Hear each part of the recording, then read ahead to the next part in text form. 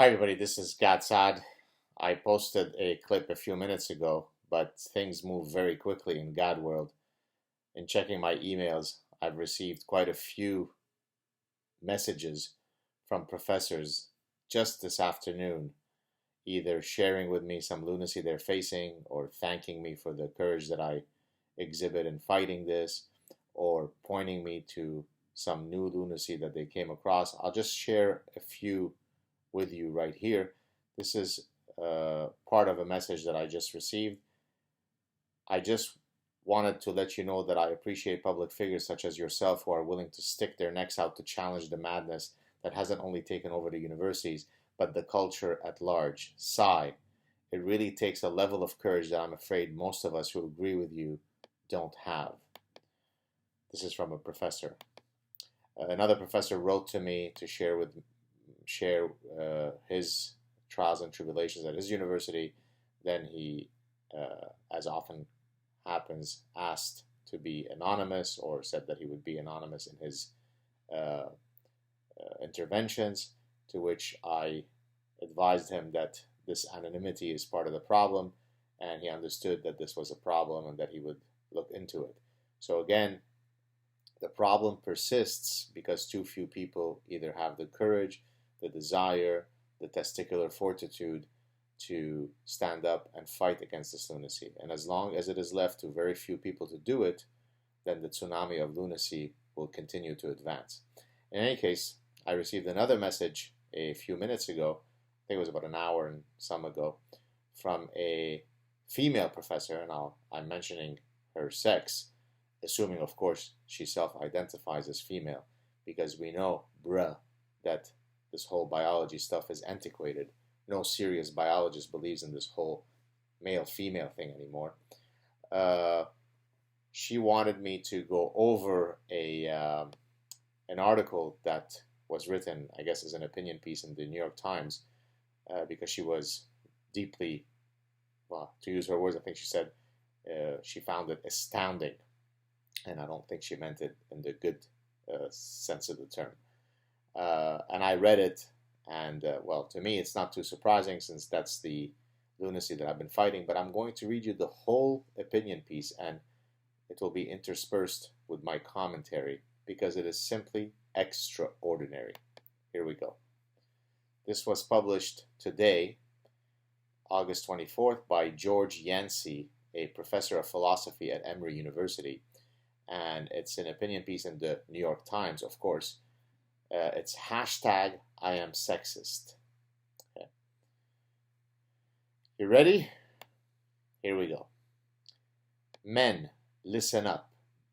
In light of a year of disturbing revelations from the hashtag MeToo movement and from last month's profoundly troubling Brett Kavanaugh hearings and his eventual confirmation to the Supreme Court, it is time that we men act. All men. Certainly some of us men have spoken out on behalf of women, but many more of us have remained silent. Some have kept silent out of fear of being judged, fear of criticism or censure, others out of genuine respect. In fact, silence has become the default stance of many men who consider themselves, quote, allies of women. But given all that has transpired, staying out of it is no longer enough. I've decided to not cut corners, so join me with due diligence and civic duty and publicly claim I am sexist. This is not satirical. In fact, perhaps it is time that we lay claim to a movement, hashtag I am sexist. Think about its national and international implications as we take responsibility for our sexism, our misogyny, our patriarchy, the kind of patriarchy whereby across 5 races and 4 educational attainment categories, associate's degree, bachelor's degree, master's degree, and doctoral degrees, so out of 20 cells that are available for analysis, women outnumber men in American universities in every one of the 20 cells. That's the kind of patriarchal influence that we are wielding. It is hard to admit we are sexist. I, for instance, would like to think that I possess genuine feminist bona fides, But who am I kidding? I'm a failed and broken feminist. No, you're a castrated male. More pointedly, I am sexist. There are times when I fear for the loss of my own entitlement as a male. Toxic masculinity takes many forms. All forms continue to hurt and to violate women.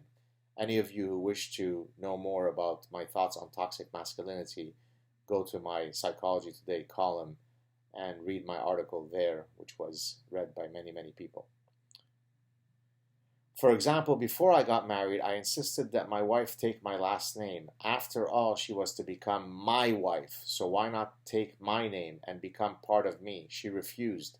She wanted to keep her own last name, arguing that a woman taking her husband's name was a patriarchal practice. I was not happy, especially as she had her father's last name, which I argued contradicted her position against patriarchy. But as she argued, this is my name and it is part of my identity, I became stubborn and interpreted her decision as evidence of a lack of full commitment to me. Well, she brilliantly proposed that we both change our last names and take on a new name together, showing our commitment to each other. Despite the charity, challenge, and reasonableness of the offer, I dropped the ball. Self-flagellation. I am a bad. I've got testicles. That day I learned something about me. I didn't respect her autonomy, her legal standing, and her personhood. As pathetic as this may sound, I saw her as my property, to be defined by my name and according to my legal standing. She kept her name. While this was not sexual assault, my insistence was a violation of her independence. I had inherited a subtle yet still violent form of toxic masculinity, because he wanted her to change her name to match his. It still raises its ugly head. I should be thanked when I clean the house, cook, sacrifice my time. These are deep and troubling expectations that are shaped by male privilege, male power, and toxic masculinity. Incidentally, personal anecdote, in Quebec, women are not allowed to change their names. Because we're a feminist society. My wife, who doesn't have my name, I never asked her to. I mean, we have to go through a whole process for her to change her name. She's always found it strange that all of us have my name, meaning our kids, yet she doesn't have it, and she's always wanted to carry my name. Now, is this because I am engaging in the subtle name rape of my wife without telling her? Or has she been brainwashed by the patriarchy despite the fact that I didn't ask her at any point to change her name to my name? Who knows? If you are a woman reading this, I have failed you. Through my silence and an uninterrogated collective misogyny, I have failed you. I have helped and continue to help perpetuate sexism. I know about how we hold on to forms of power that dehumanize you only to elevate our sense of masculinity. I recognize my silence as an act of violence. Let me read that to you again. I recognize my silence as an act of violence. For this, I sincerely apologize. I speak as an insider. I know about what so many of us men think about women, the language we use, the sense of power that we garner through our sexual exploits, our catcalling and threatening, our sexually objectifying gazes, our dehumanizing and despicable sexual gestures, and our pornographic imaginations. This is not simply locker room banter, but a public display of unchecked bravado for which we often feel no shame. We have heard many accounts from women of what it is like to live under the yoke of our self-serving construction of a violent, pathetic, and problematic masculinity. It is time that we stop gaslighting their reality. By now, many of you are probably saying, this doesn't apply to me. I'm innocent. Come on, none of us think that. We have testicles, therefore we're guilty. We're with you, brother. It's true that many of us, including me, have not committed vile acts of rape, sexual assault, and sexual abuse, the likes of which Harvey Weinstein has been accused of. We have not, like Charlie Rose, been accused of sexual harassment by dozens of women who worked for us. And we are not like Bill Cosby being sent to prison for drugging and sexually assaulting a woman, in this case, Andrea Constant. Yet I argue that we are collectively complicit with a sexist mindset and a poisonous masculinity rooted in the same toxic male culture from which these men emerged. Are you listening to this? Imagine what kind of cancerous self-loathing mindset you must be to self-pathologize your existence, your manhood, your biological marker as a man is a diseased state.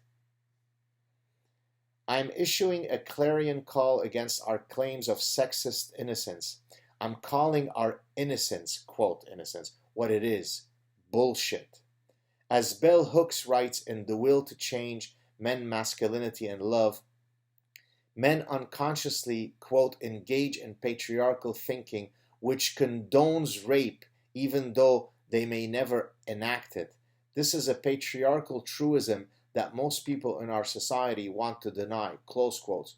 We're all rapists. Whether we do it or not, we're just part of the rape system. When women speak out about male violence, Hooks writes, quote, folks are eager to stand up and make the point that most men are not violent. They refuse to acknowledge that masses of boys and men have been programmed from birth on to believe that at some point they must be violent, whether psychologically or physically, to prove that they are men, close quote. We have learned it. In the language of Simone de Beauvoir, quote, one is not born, but rather becomes masculine. Yes, absolutely. We're all born empty slates, and it's only because my parents didn't put me in a dress that I came out to be this virile. We have hidden behind the myth that, quote, boys will be boys, a myth that distorts our moral compass, that stunts our growth, maturity, and self-respect, and smothers our capacity to love and experience the genuine ecstasy of eros. Audre Lorde writes in Uses of the Erotic as Power, 1978, quote, the erotic has often been misnamed by men and used against women, close quotes. She adds, quote, pornography is the direct denial of the power of the erotic, for it represents the suppression of true feelings, close quotes. Yes, because when straight men and gay men, so these are two different sexual orientations, masturbate to pornography, they'd rather just watch people staring longingly at each other's eyes while Barry White plays seductively in the background. It's only, the patriarchy that taught men to be visually titillated by sexual stimuli. Good thinking, Einstein. Not only are we as men taught to deny our feelings, but we are also taught that sexual vulnerability is weakness, not the province of real men. No, moron. Men have the full behavioral repertoire. They have full behavioral plasticity. It's as if men are full-fledged human beings who can be kind and warm and affectionate and compassionate and cooperative, but also mean, angry, jealous, wrathful, violent, and oh, by the way, so can women. It's called human nature. It is not within the dominion of one sex or the other. We both have the capacity to be wonderful creatures and the capacity to be detestable creatures. We mask that vulnerability. I find Hooks' description powerful and true to my own experience as a boy. Quote, learning to wear a mask, that word already embedded in the term masculinity, close quote, as Hooks writes, quote, is the first lesson in patriarchal masculinity that a boy learns. He learns that his core feelings cannot be expressed if they do not conform to the acceptable behaviors sexism defines as male. Asked to give up the true self in order to realize the patriarchal ideal, boys learn self-betrayal early and are rewarded for these acts of soul murder, close quotes. Definitely not hyperbolic. Definitely not collective Munchausen. Definitely not hysteric. What does Hooks mean by, quote, soul murder? When I was about 15 years old, I said to a friend of mine, "Why must you always look at a girl's butt?" He promptly responded, "Are you gay or something? What else should I look at? A guy's butt?" He was already wearing the mask. He had already learned the lessons of patriarchal masculinity. Exactly. In my case, I learned to be attracted to voluptuous women through violent, toxic, patriarchal masculinity. Had I been taught instead to be attracted to trees or lawnmowers, then right now I would be staring at that lawnmower that my wife is using. You see, we don't have patriarchal society. She mows the lawn. I would be sexually titillated by the lawnmower. But toxic masculinity got me to like voluptuous behinds through the patriarchy. So he was already wearing the mask. He had already learned the lessons of patriarchal masculinity. I already read that. I was in an unfortunate bind. Either I should, without question, objectify girls as behinds, or I was gay. There was no wiggle room for me to be both anti-sexist and anti-misogynistic, and yet a heterosexual young boy. You see, other males had rewarded his gaze by joining in the objectifying practice. Look at that butt. It was a collective act of devaluation. The acts of soul murder had already begun. Yet I too participated in acts of soul murder. As early as elementary school, the young boys would play this game of pushing one another into girls. The idea was to get your friend to push you into a girl that you found attractive in order to grind up against her. I was guilty. Hurry up, push me into her. He pushed, and the physical grind was obvious. She would turn around disgusted and yell, "Stop!" Youthful? Yes. Was it sexist and wrong? Yes. This was our youthful collective education. This is what it means for us to gain, quote, masculine credibility at the expense of girls. By the way, in elementary school, there was a girl that used to always tackle me in the schoolyard. This is a true story. I'm not being satirical. And then later, we went out and dated, and I told her, "How come you used to, when we were in elementary school, always tackle me, jump on top of me? You were so, aggressive with me." To which she answered, I'm paraphrasing, "Are you an idiot? That's because I liked you so much." So I didn't know that each of those times that she was jumping on me and so on, I was being raped by her. So you see, both little boys and little girls can engage in rape. So hashtag, I believe Dr. Saad, I was raped by another fellow little girl in elementary school. Later, I was also made to believe that girls were targets, objects to be chased down and owned. That is the contradiction. For example, at about 16, we used to play a game called Catch a Girl, Get a Girl. There was no equivalent called Catch a Boy, Get a Boy. After all, as boys, we named the game. We would count to give the girls a head start. We would then run after them. If you caught a girl, you could steal a kiss. Some of the boys attempted to grope the girls. Obviously, groping someone is completely wrong, and this is probably one of the few places where I fully agree with this naturally lobotomized moron. The logic governing the game, unseen by both the boys and the girls, was predicated upon sexist assumptions that relegated the girls to positions of prey. See, they're the prey, and boys, through their toxic masculinity, are the predators. It's not as though if you ask endless women around the world, do you appreciate a guy who knows how to approach you and seduce you, and they all say yes. Do you, on the other hand, appreciate a guy who sits in the corner of the room sucking his thumb in a fetal position while listening to Taylor Swift, hoping that you approach him? I've never heard of a woman say, "Yeah, that's really what I'm excited about." I've had women write to me saying that they despise the men in their culture because they've all become feminized guys who are too afraid to approach them and to seduce them and to go after them. I'll leave it for you to decide whether all these women have it correctly or whether this castrated fool has it correctly. This is what American male culture taught us early on. Women were like meat, and we must always nurture a voracious appetite. This fact alone should challenge how we construe mutual consent. The game was orchestrated around what the philosopher Luce Irigaray would call, quote, a dominant phallic economy, close quote. It's fantastic, the terms they come up with. We chased, they ran. We were the pursuers, they were the pursued. Our objective was to get them. We gazed upon the prey and then we would strike. Though the girls played, they were not to blame. We were the winners, possessors of conquered territory. That is part of the early training that I received when it came to my toxic masculinity. Based on this premise, every single male who was born in Italy for the past, since time immemorial, is a predatory rapist. Because if you go to Italy, you'll quickly find out that men have a way of approaching and trying to seduce and come on the ladies. But apparently that's just predatory behavior. Now again, let me be clear.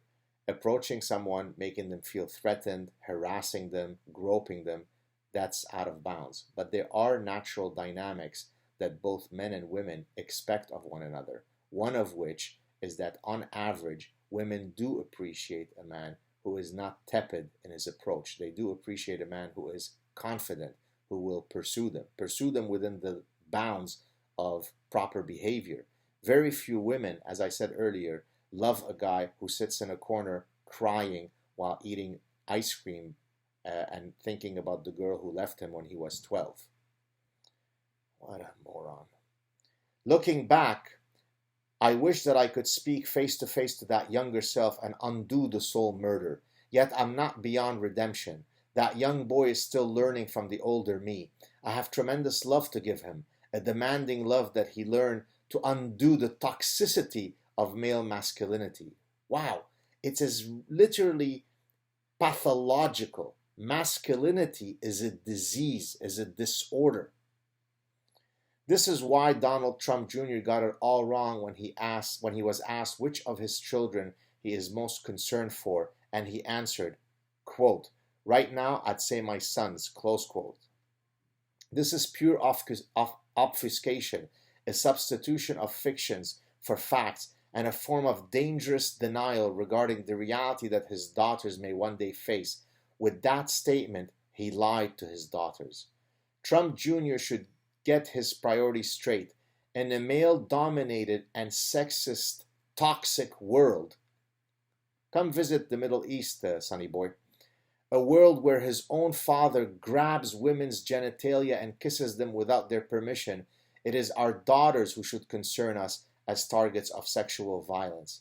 Trump Jr. should be concerned about raising his sons not in the image of his own father, but in the image of those of us men who are prepared to recognize our soul murder, our toxic masculinity, and to do something about it. What are we afraid of? We all recently lived through the public spectacle of the Brett Kavanaugh hearings. What is at stake transcends but also includes Christine Blasey Ford's allegations that Kavanaugh sexually assaulted her when they were both in high school during the 1980s. The history of toxic and violent masculinity should have been enough for us to give full weight to the reasonableness and believability of Ford's testimony. But we did not. All she had to do was show up, look believable, and that should have been enough. But because we are soul murderers, because we are diseased, pathological males, what did we do? We asked for evidence. We presumed the innocence of the accused. What monster, other than someone who has testicles, would engage in such presumption of innocence? Donald Trump's cruel public mocking of Ford in South Haven, I guess Missouri or Mississippi, I'm not sure, days after her testimony was despicable and must be seen as another violation of Ford's character. But Brett Kavanaugh's character was not in the least bit violated. Because, bruh, as one of my famous public intellectual colleagues said, it wasn't a criminal trial, it was just a job interview. So calling him a gang rapist going up and down the East Coast, raping everything in sight, I mean, that's not a criminal trial. I mean, he didn't really suffer from those accusations. And as the crowd laughed and applauded, including women present, Ford's words, her emotional testimony were denounced as the ramblings of someone without any claim on the veracity of her experiences.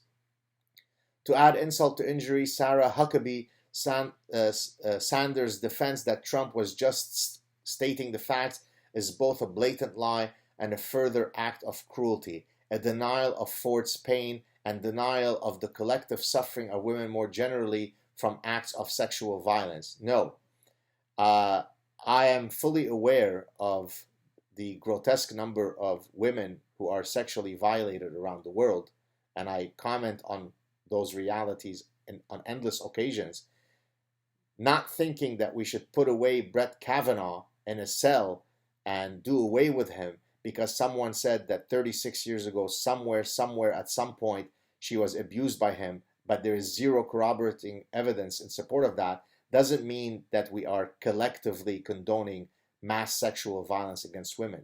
I mean, the level of hysteria, the level of leap of logics by this, quote, professor is astounding, is astonishing, is baffling.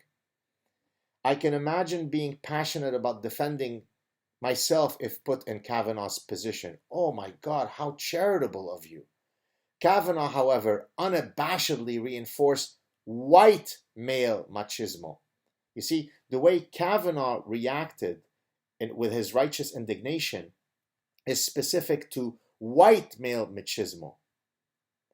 Because I can't think of a case where someone with a darker skin than Brett Kavanaugh has engaged in bad behavior. For example, the industrial scale level rape of little girls up and down England by noble agents of perpetual peace. This guy doesn't have the heart to condemn those realities. The realities that he wishes to condemn is the violent rape culture that's causing all American women to be afraid to come out of their homes on a daily basis. Can you say collective Munchausen? Can you say, please, Dr. SAAD, when is your next book coming out so that it can save us from this abyss of infinite lunacy?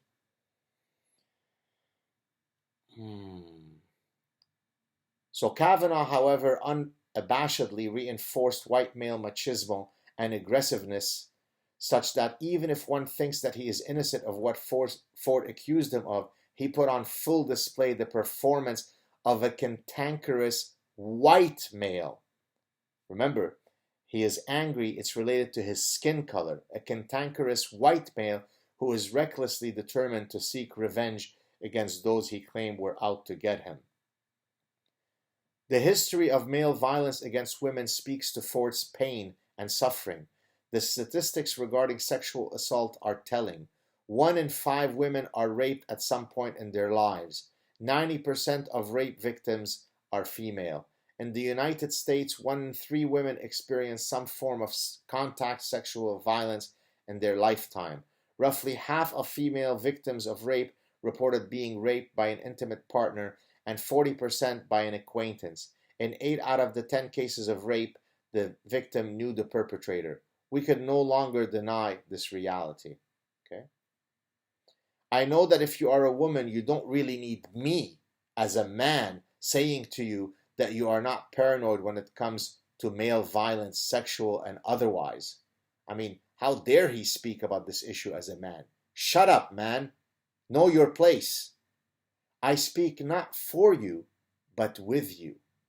In my view, and in the view of many others, Kavanaugh failed himself and you, and we have all played our part in that failure. Guess what? I didn't play a part in that failure. I've probably done more to speak out against female violence than this moron would do in 10 lifetimes. I don't feel guilty for crimes that happened to women by other men because I don't believe in collective punishment. When agents of noble peace commit terror acts around the world in 70 plus countries, roughly 70 countries, 33,000 plus terror attacks since 9/11 alone, the first thing we have to say is #not all. So why in this case, all men are guilty for the horrible behavior of a few men? Apparently, according to this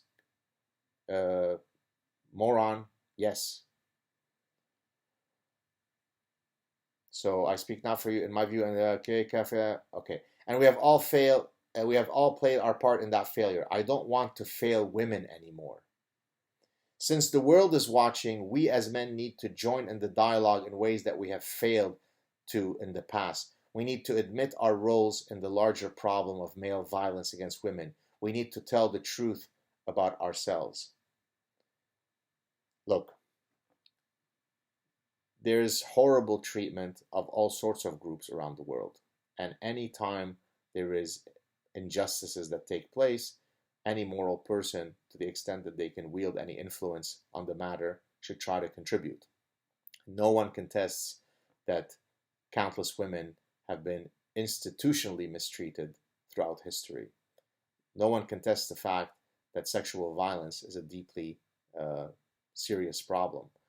No one contests the fact that the most dangerous person in a woman's life is her long-term partner. I lecture about this stuff as part of my evolutionary psychology lectures. But what this guy has done here is exactly the manifestation of ostrich parasitic syndrome. It is a mélange of everything that is wrong in a diseased mind. It's self-loathing, it's self-flagellation, it's virtue signaling, it's a rejection of self. It's a rejection, it's the pathologizing of one's most fundamental biological marker, their masculinity. Some men behave very poorly. Most men behave very nicely. We don't pathologize roughly half the population of the world. We seek those who do wrong and we bring them to justice. This is simply unbelievable. And I thank the female professor who wrote to me with great concern asking me that I do this. My family is currently waiting for me to head downstairs for dinner, and I'm keeping them waiting because when I read something like this, my blood boils. I cannot believe that such a person could exist who could accuse me and your sons and your brothers and your fathers and your grandfathers. According to this idiot, we're all guilty. Well, guess what? I won't accept it. Neither should you. Have a good day, everybody.